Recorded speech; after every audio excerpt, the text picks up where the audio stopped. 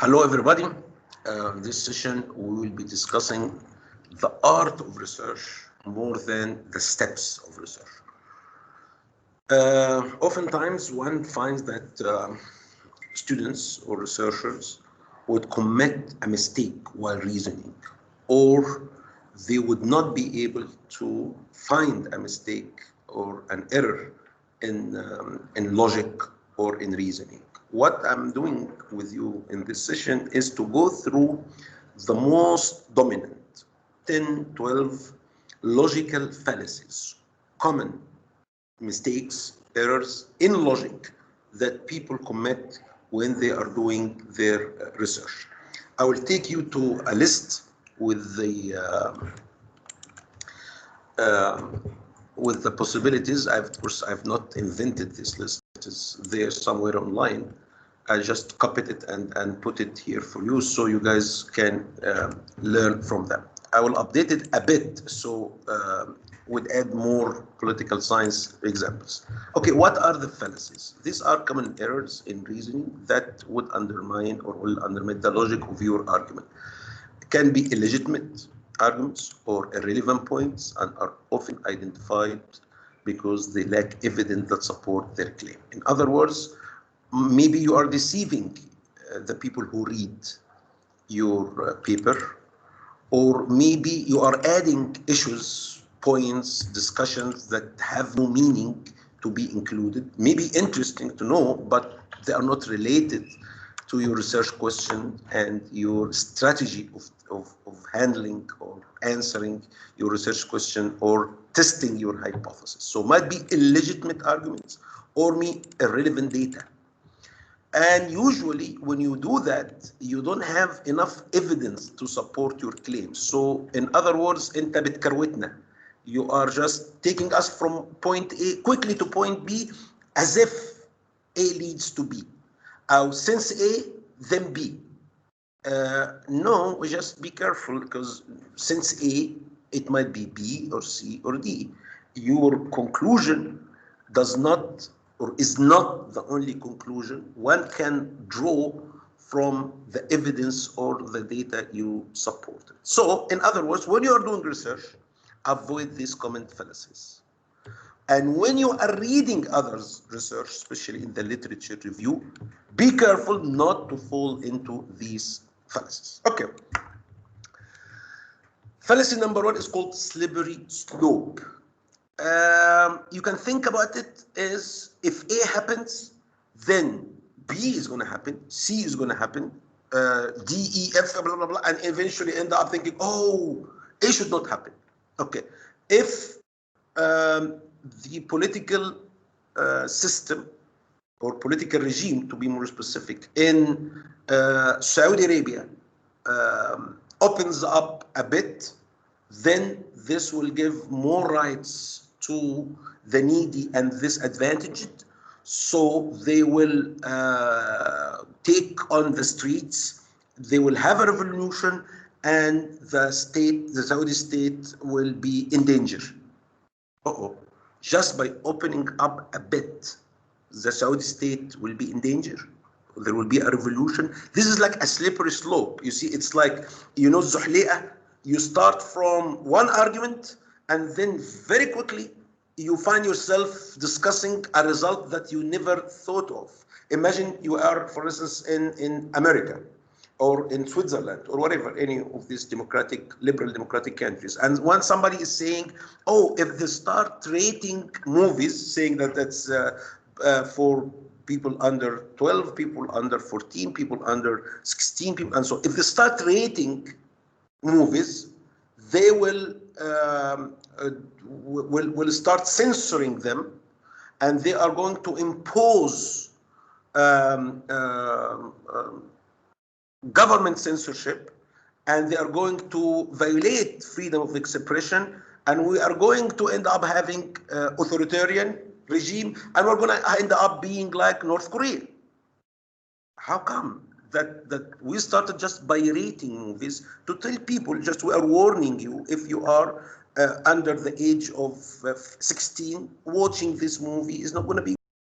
or this movie has violence, so I'm just warning you. How did you end up thinking that just rating or warning viewers about movies content will eventually make us be like North Korea, as what do you call it? Not authoritarian, even totalitarian, like North Korea. Okay, so I'm just gonna give you an example. Okay.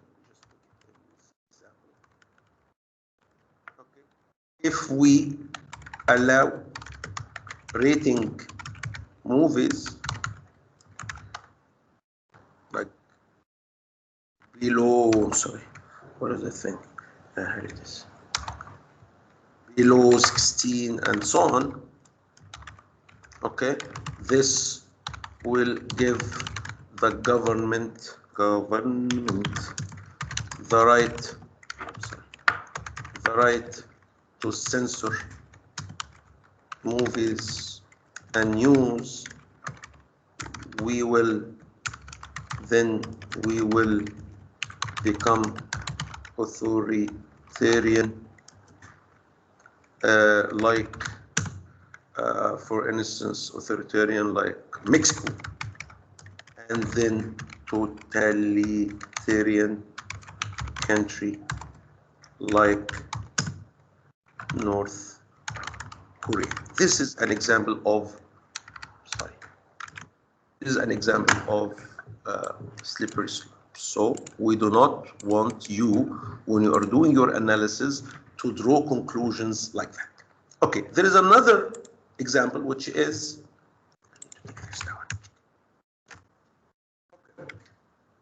generalization, which is to end up giving me conclusion that is not supported by your argumentation, not supported by your sample. For instance, you studied, for instance, a group of students at BUE, and you reach a certain conclusion. Can you claim that university students in Egypt believe in 1, 2, 3, 4? No.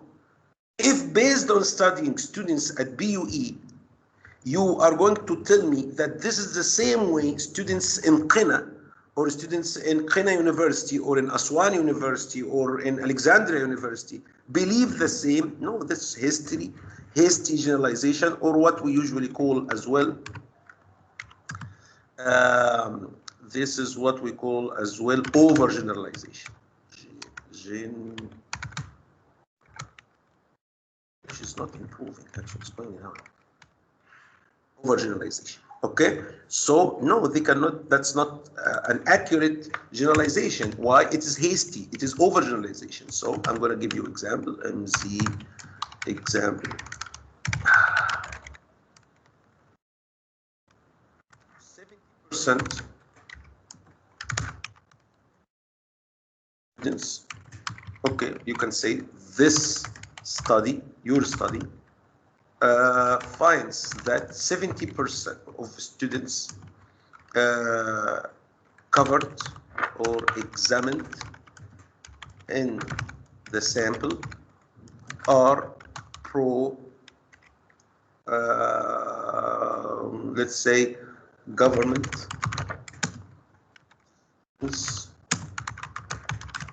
regarding the Renaissance.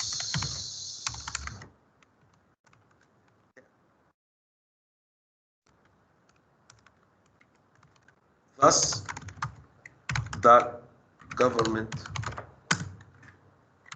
is supported by the majority people. That's not true, right? We don't know from where you get that.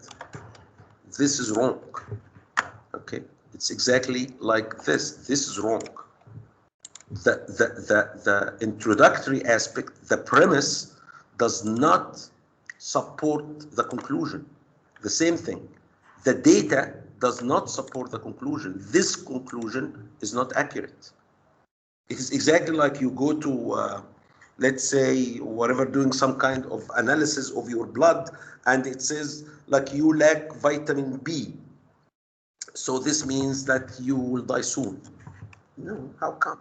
There is no, like, vitamin B is just a vitamin that you can get by, or you can say that, oh, if Mu'taz has lack of vitamin B, then definitely Mu'taz's son and daughter lack vitamin B. No, you as a physician studied Mu'taz, not Mu'taz and his family, right? So you cannot talk about all Egyptians, right? You can talk about only these people, okay?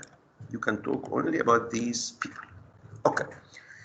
Another form of logical fallacy that people do is what usually called post hoc ergo propter hoc. It's too complicated, but it is more simplified as if happened B caused A. Like, in other words, for instance, it's a very simple idea. I drank bottled water, and now I'm sick. So the water must have made me sick. Okay, so somebody might say, we found that, how to put it? We found that there is a large disparity between Egyptian classes, wealth disparity, the wealth skewness. People who are very rich are extremely rich, and people who are poor are extremely poor. When does this happen? This happened like, or we did this study a year ago. Somebody would say, oh, this is because of October 20, I'm sorry, January 25th revolution. No, not necessarily. Why? Why you are making this kind of connection? Not because A happened after B, then B is the cause of A. No, not necessarily. Okay, so you cannot claim that something happened after something else, then this must have caused this. No, not necessarily. Might be yes, or might be no. Might be accurate or might not be accurate. You need to show the evidence. You need to show the link. You need to show the causality of mechanism of causality. How this A thing that happened first caused this B thing that happened next. Not just because they happened like after each other, then A caused B. Because you might find, interestingly, that actually, yes, this disparity you find in wealth between Egyptian classes, which is wide now, actually it was wider, maybe like under Sadat, okay, or under early years of Mubarak, okay? So don't confuse effect and cause on the one hand with time sequence on the other hand, okay? I'm going to give you this example. So MZ example, okay? My study finds that I'm not going to go through the Gini index, but I would say something like that. There is more wealth disparity in Egypt in the past few years, okay, than it was in 2012, no, in 2000, okay. Thus, this larger disparity is attributed to, caused by the January 25th conclusion. Is that accurate? I don't know. You need to show me how this happened. How did you get to this point that the revolution caused this disparity to happen?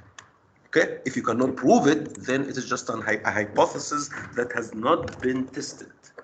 And to test it, I need more data.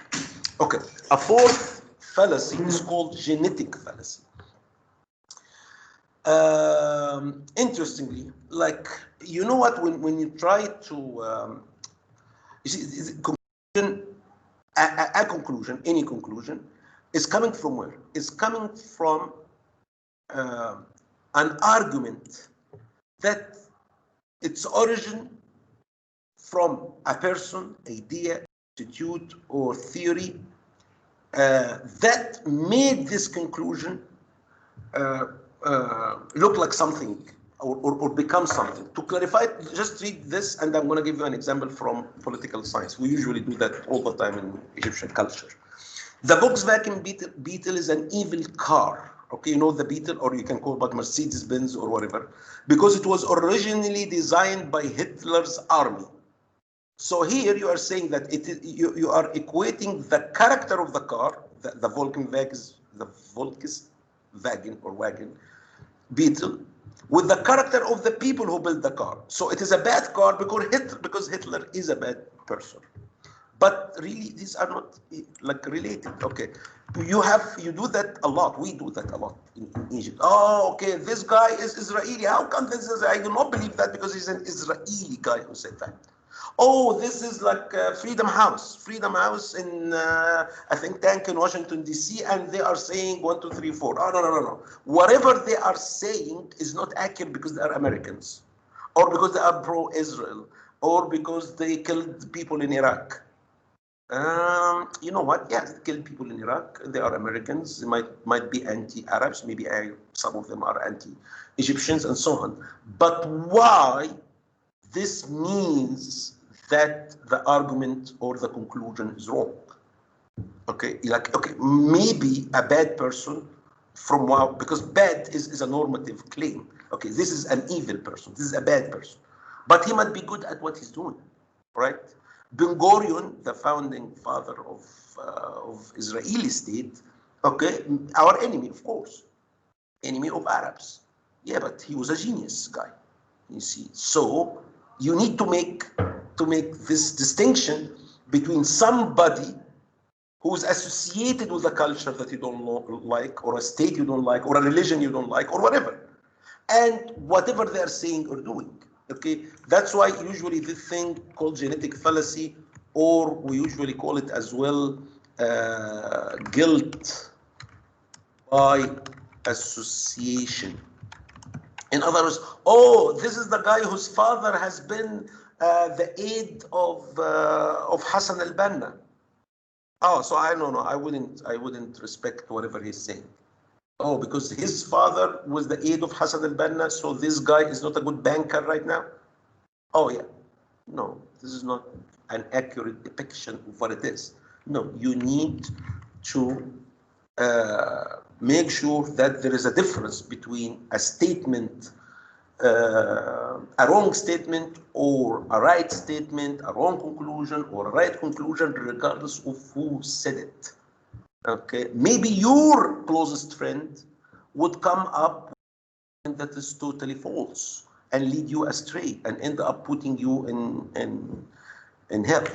Okay, those who were supportive of Abdel Nasser in 1967 led him to a war that 3 Arab countries were defeated. They could have stopped him, right? But because they were his closest allies, they did not tell him, oh, President, you are creating an enmity with a country that is supported by the West and they can't stop us. Okay, so we do not, in research, do that. We do not say our argument is good or bad depending on who said it. Okay, so I'm going to give you an example, MZ example. Okay, Freedom House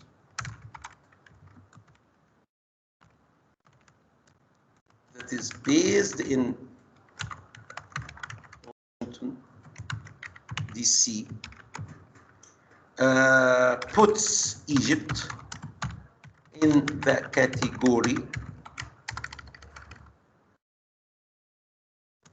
of semi-authoritarian This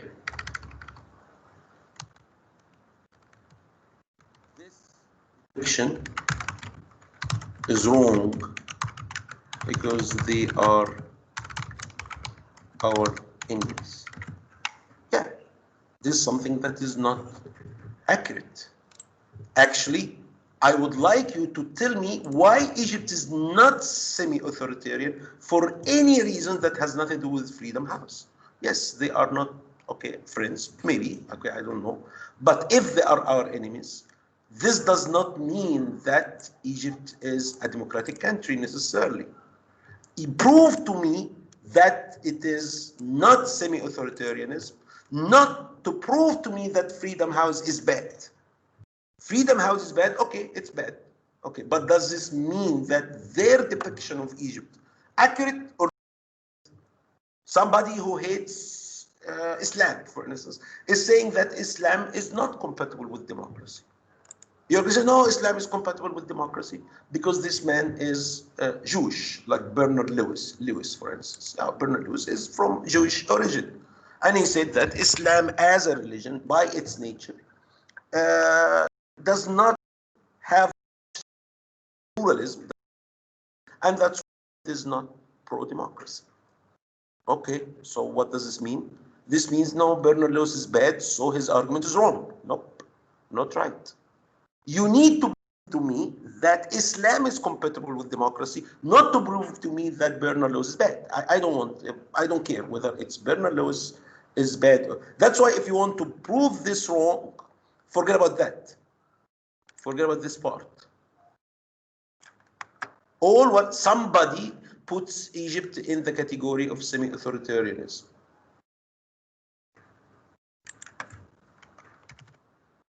Okay?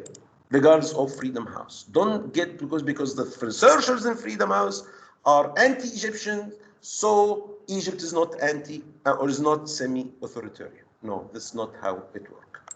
Okay, begging the claim.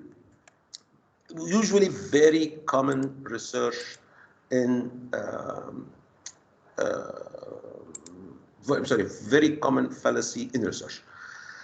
The conclusion that the writer should prove is validated within the claim. In other words, you come up with a statement, a conclusion, an argument, and within the argument, you claim that it is self-clear.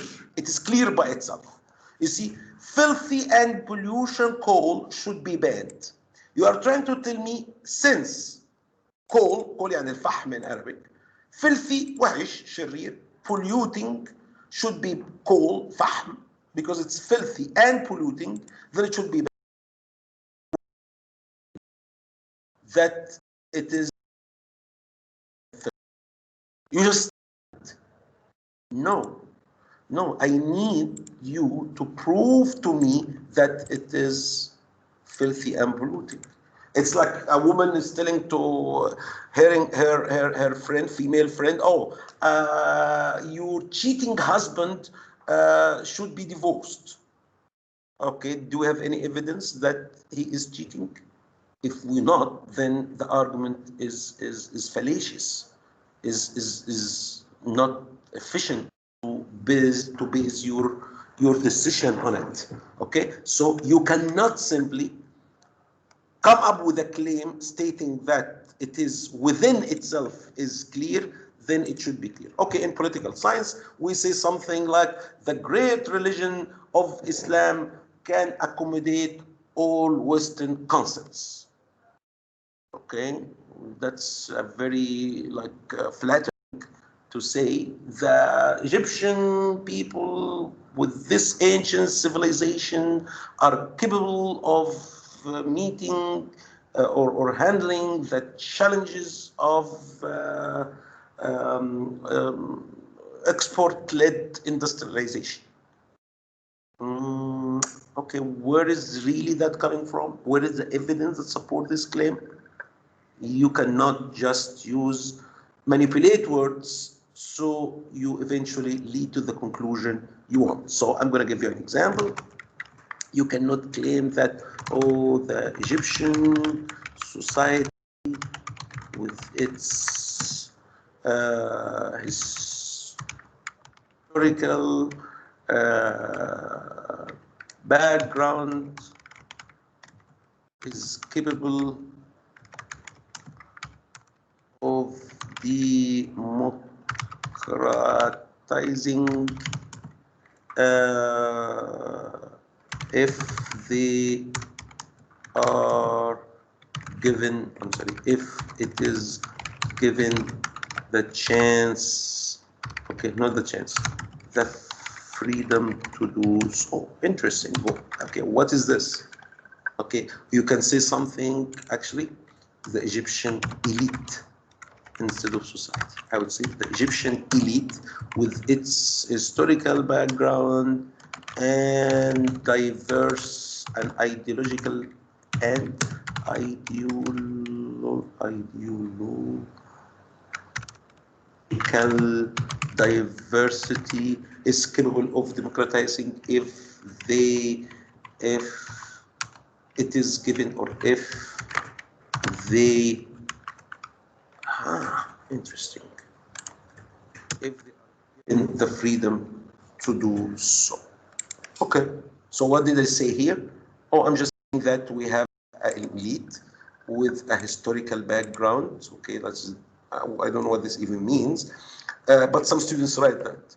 And ideological diversity, some are Islamists, some are secularists, some are liberals, some are leftists. All this means that they are capable of democratizing if they are given the freedom to do so. Very vague argument that is based on a claim in the middle. You are making a claim here that is leading to this conclusion. This is the claim, that it has historical background, and can you prove? Because this might be by itself the problem of not democratization, of not democratizing. Like this historical background with all the past and its burden, okay, and fears and negative experience, with this ideological diversity, which is like more like an ideological civil war rather than pluralistic ideology, is the main reason why Egypt is not democratizing. You see what I'm saying? So this is not enough as a statement to be a conclusion, unless you show me how this and this are going to contribute to democratization. How this historical background and ideological diversity would be conducive to democratization. Okay? Circular argument, another way of committing a fallacy or a mistake while writing a conclusion or building an argument and so on. This restates the argument rather than actually proving it. Very interesting. George Bush is a good communicator because he speaks effectively. Wow, interesting. Okay, so where is the new information? Because this is actually equivalent to this. So this is a circular argument. You are telling me something is white because it is not red. Okay, but this doesn't look like something that I can make use of. Okay, I can give you an example in political science by thinking that globalization has become a source of economic growth because all these countries with high economic growth are part of global economy. Okay, what's new in that? New in that it is causing economic growth because all countries with high economic growth have economies that are integrated in the global economy. This is like exactly A is B because B is A. No, I don't buy it. You see, you need to prove to me how globalization is leading to more economic growth by showing me data, not by telling me that countries that are already with high economic growth are part of the global economy, because it makes sense. 5-10% of the world countries are achieving high levels of economic growth, and they happen to be part of the global economy. But there are other countries that are part of the global economy, but they are not achieving this high level of economic growth. So I need here to tell me something that goes beyond saying A equals B because B equals A. Okay, it's like not two pieces of information. This is one piece of information that is put in the format of two pieces of information, right? That's why we call it circular argument. Okay. Example, you see, global economy or globalization is good or is conducive to economic growth, okay, because countries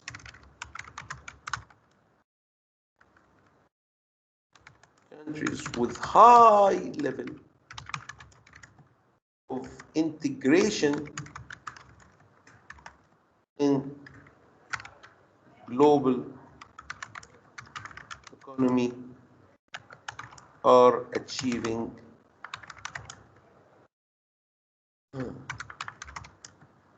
high levels of economic growth. This is A equals B because B equals A. So really nothing here is that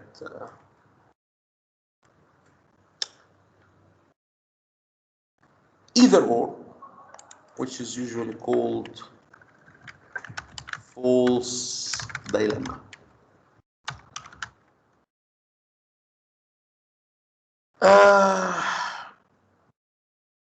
Not all issues have only two sides. Some people make it as if it's either democracy or no democracy. Okay, can it be partial democracy? Can it be electoral democracy? Can it be just democracy in the political side and not liberalism, for instance? Can it be all sorts of things, or it's either democracy or no democracy? Okay, capitalism, it's either US capitalism or it is North Korea, communism or socialism, or can it be some kind of state capitalism, or maybe social capitalism, or democratic capitalism, and so on. So don't simplify the world, because it rarely happens that we are left with only two alternatives. We can, usually in social sciences, we have more than two alternatives. Some people make it, some researchers make it as if it's either we follow their path or we don't follow their path. Like George W. Bush once said, it's either with us or with the terrorists. Can be with you, but we do not agree with what you are doing in handling the issue of terrorism. So we are with you. Okay, 90%, 70%, 80%. So if I disagree, like France disagreed with George W. Bush's invasion of Iraq, supported the invasion of Afghanistan, but not of Iraq. So does this make France a terrorist country? No. So make sure when you state your argument or your conclusions, not to put it, it's either this or that, because usually it's much more complicated than this. So I'm going to give you an example saying that countries have to choose between two alternatives.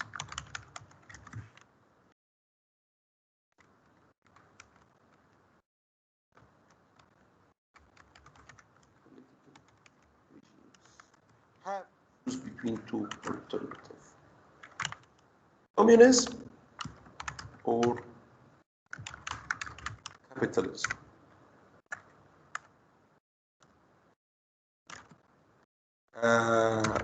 Totalitarianism or liberalism.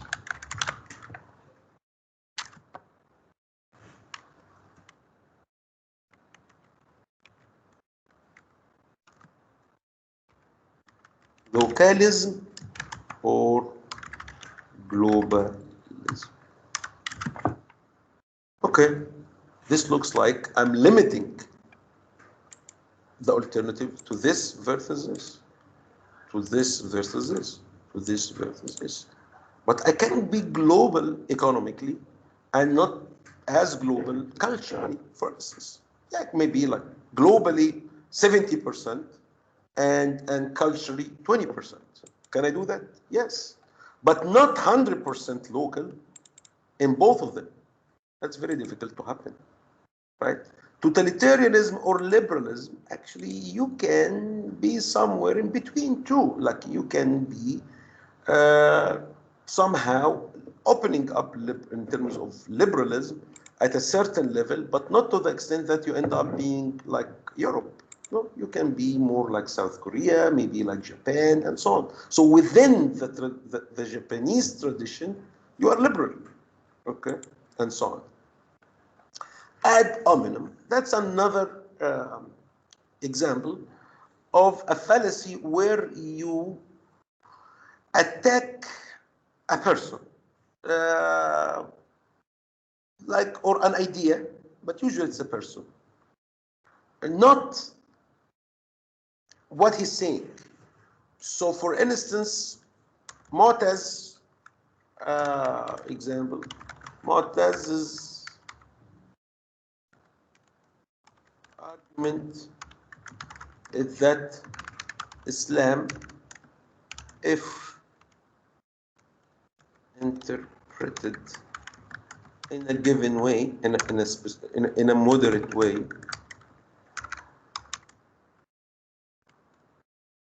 can be compatible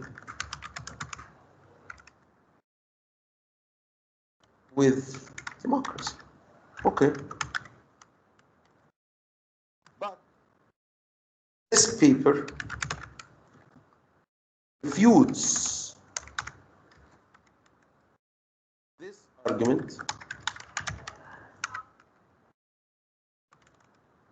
because Mu'taz smokes shisha. Okay. By the way, you can refuse it. But why are you refusing it? Because you are attacking Mu'taz. Again, like exactly when we said it here and the guilt by association or genetic fallacy, don't attack Freedom House. You see? Don't attack Freedom House, don't attack Mu'taz, don't attack whoever said whatever. Yes, Benjamin Netanyahu is not our favorite person, but he might say things that are, okay, accurate. Like, for instance, Macron, the president of France, has just said some negative remarks about Islam, saying it's isolationist, it's anti-modern, and so on. Okay? Now, all of us are attacking Macron. But forget about Macron. Whatever he said, what did he say? X. Can we analyze this X without attacking whoever said it? Oh, because Macron is Christian and he's president of France and probably he is homosexual and probably he is whatever. Keep attacking him. Okay, he drinks a lot. Whatever. Say okay, but how this is related to the argument itself? Not related, irrelevant. What's relevant is the argument, is the conclusion, not whoever said it. So don't attack. Okay, I'm gonna get rid of all this. I'm gonna say Bernard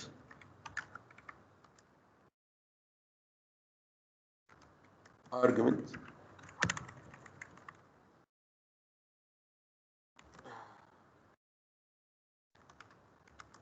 Lewis not smokes shisha because Lewis is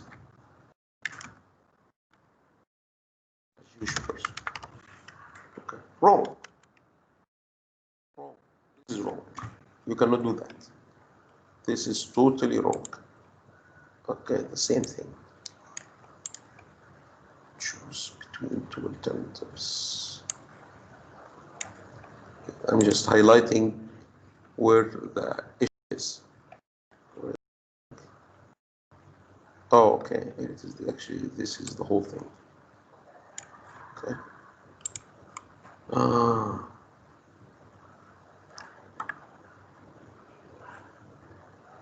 Yes, this historical and diversity seems to be like a claim that is not begging me assuming a claim or not, like basing your conclusion on a claim that has not been proven right. Okay, this is the meaning of begging the claim. Okay, ad hominem means against the person. This is against the person, attacking the person.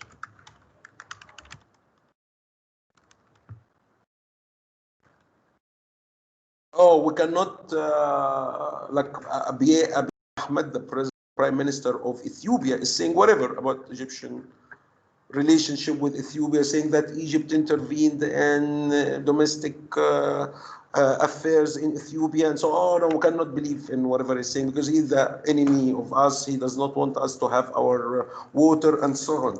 Okay, I understand that we do not like the guy. But is it true that Egypt has intervened in the political affairs of Ethiopia or not? This is the real challenge. Okay? Ad populum, or bandwagon appeal. Uh, you know, when I want you to believe in something or to, because everybody's saying it. Oh, everybody's saying, everybody says so. Oh, it's known fact. ما معروفة. What's معروفة? إيه المعروف؟ معروفة إنه whatever. No, you cannot making it as if, you know what, I can add popular bandwagon appeal. I can as well add to it appeal to tradition. Very related. Appeal. But they are very close to each other. What most people or a group of people think, in order to persuade a group of people think, and I'm going to add as well, or traditionally known, in order to persuade one to think the same way. You know, bandwagon, it is like العربية الكارو العربية, when you just jump on it to be one of them. Okay, so everybody is going into this direction, so you are one of them. Okay, the example here given to you by the whatever source I got this from, if you were a true American, you would support the rights of people to choose whatever vehicle they want. What's true American? It makes you feel that, oh, if you were a true American, you would have supported the war against Iraq. Why you are making it as if it's, if you were a true Muslim, you would go and curse Macron and France for whatever they're saying. If you were a true Muslim, all Muslims are supportive of fighting a war against anti-Islamism in France. If you are, okay, so you are trying to make it as if it's everybody's doing the same thing. It is the tradition to do something, so you end up in mistake or adopting a point of view by mistake. So one example is everybody is boycotting French products because their president said foul words against Islam.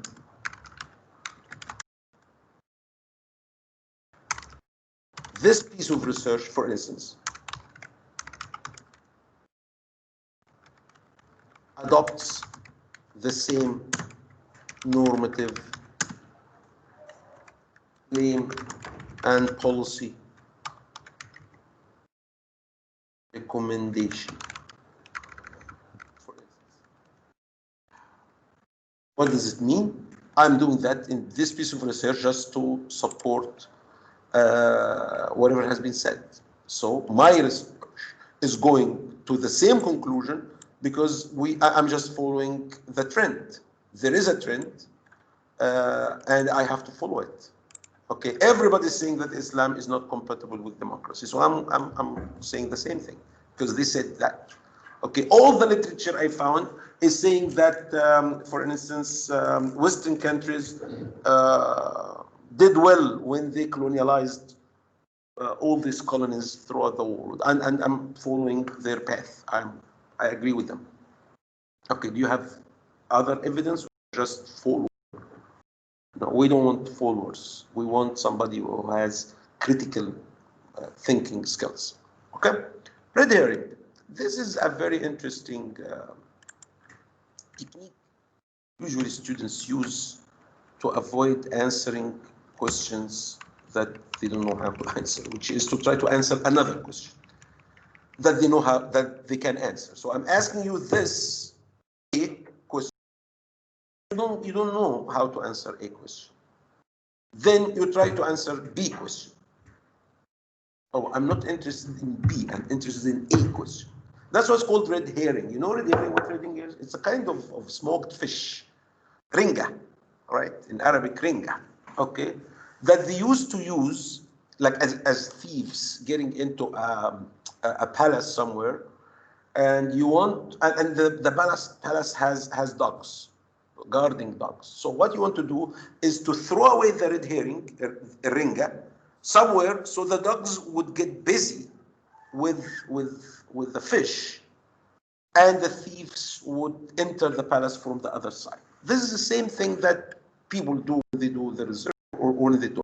It is a diversionary tactic to diverge, I don't know, diverge or diverse. I don't know, I think to diverge. Anyway, so it's a tactic to avoid key issues by avoiding opposing argument rather than addressing them.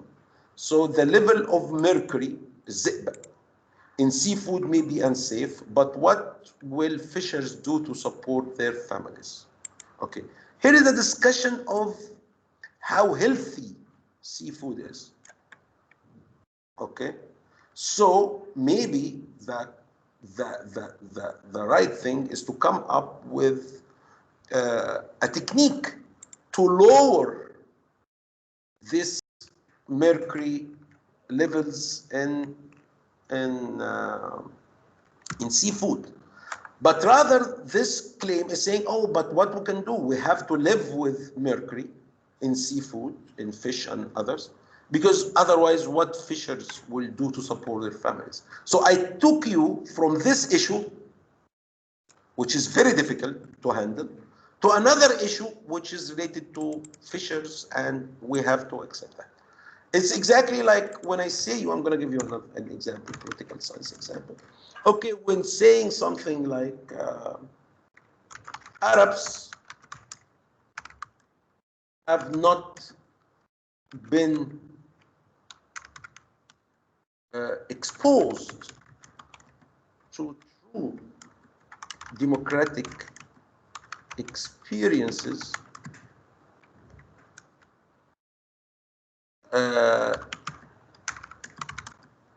since independence,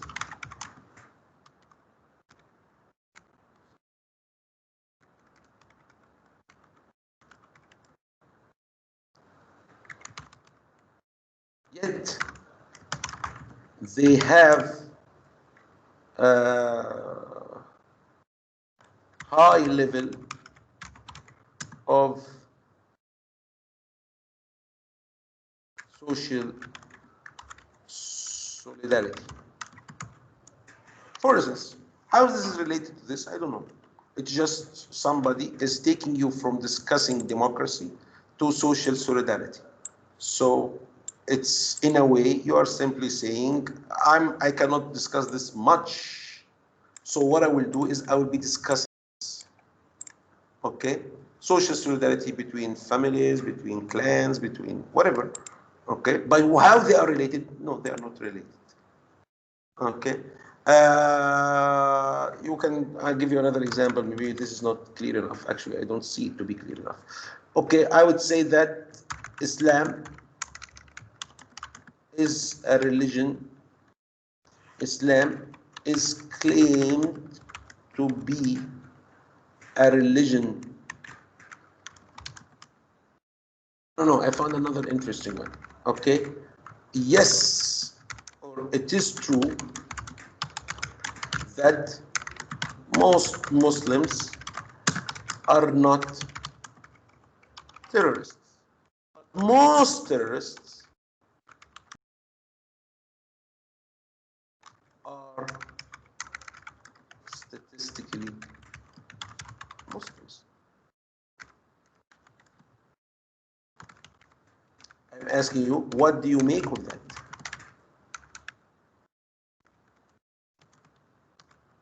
How would you interpret that? So I'm asking you this question, and oh, I'm sorry, terrorists, T-E-R, terrorists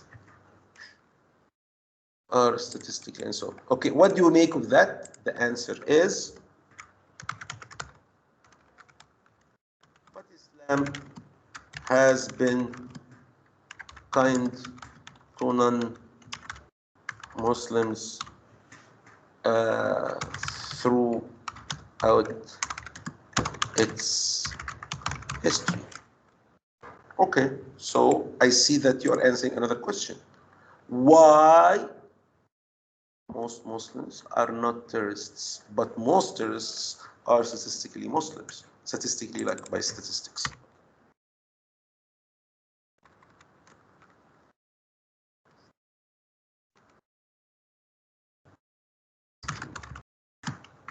It is true that most Muslims are not, statistically, most Muslims are not terrorists, but most terrorists are Muslims. What do you make of that? The answer is, yeah, but Islam, but Muslims, actually, but Muslims have been kind, not kind, political science, have been hospitable to non-Muslims throughout its history. Okay, this is true. Yes, to some extent. But this does not answer this question, which is, what do you make of that? How to explain that? This is another, you found yourself in conjuncture, you don't know what to say or do, so you ended up answering another question. Nope. That's what we call red herring. You take me away from an issue that is highly relevant to your research question by answering something else because you found the data. Okay, the data can help me answer another question, so I'm going to talk about the other question. It's like I'm asking you, where did you lose your wallet? You said I lost it there. I said, okay, why are you searching here? You said, because here I have light, there I don't have light. So you are searching for your wallet in an area where you have light, where you have data. But actually, you know that this is not going to answer your research problem because your research problem requires you to go somewhere else, right? Okay. Straw man, that's another interesting way.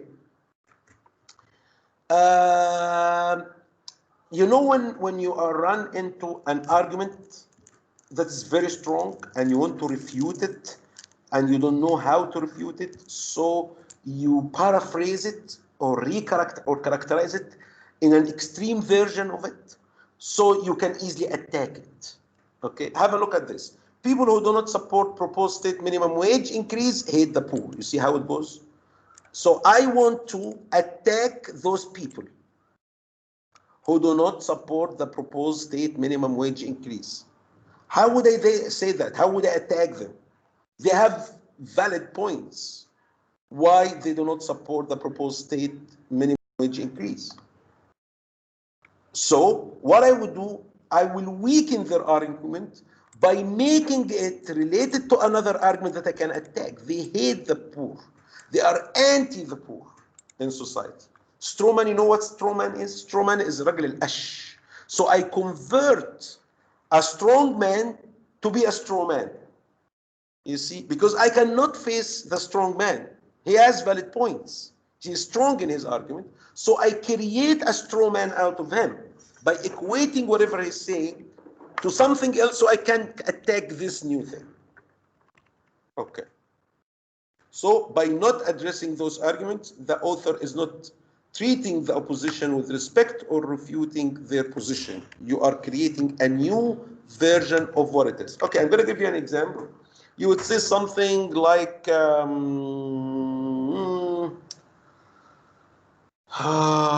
Trump's attitude on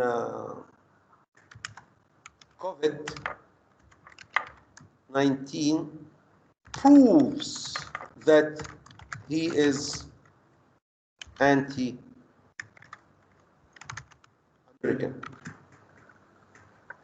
Can I do that?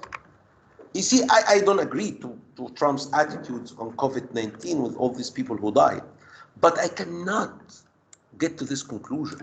He's anti-American. No, he sees it from a different angle. He sees that if I close down the economy, this means that more people are going to be unemployed and more people will be suffering and so on. So whatever he is saying, this argument that way is making him or making Trump worse than he is, you see.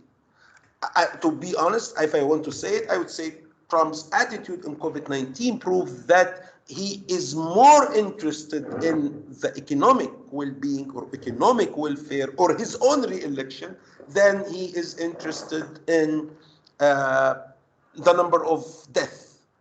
Okay, the new version is actually more accurate than this one, because this one, being anti-American, is a straw man. You see, I'm weakening his argument, his attitude on COVID-19. In a way, it's COVID actually, right?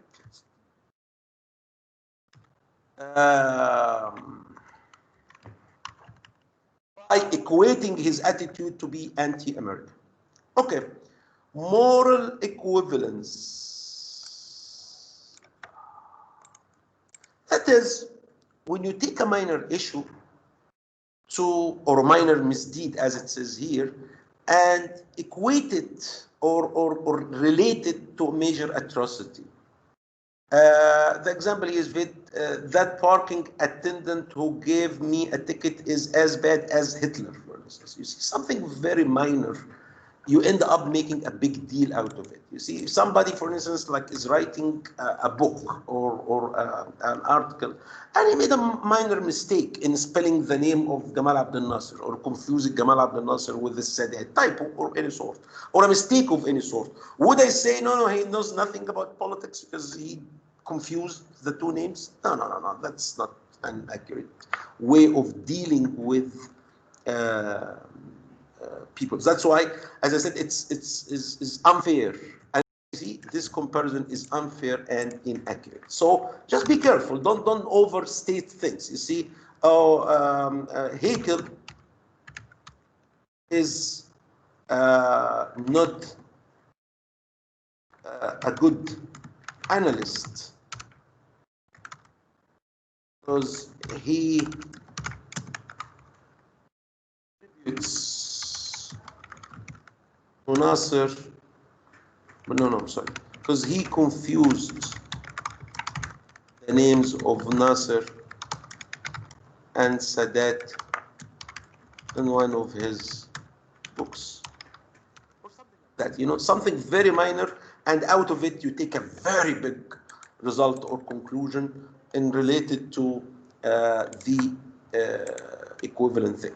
So what I'm saying is, just don't commit these fallacies. Of course, there are so many more than that, but just be careful with these 10. These are enough for you, and hopefully you wouldn't be in a position where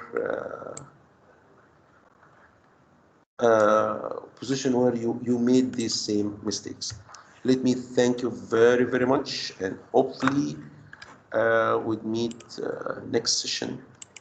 And you are great, learning, thriving, and enjoying.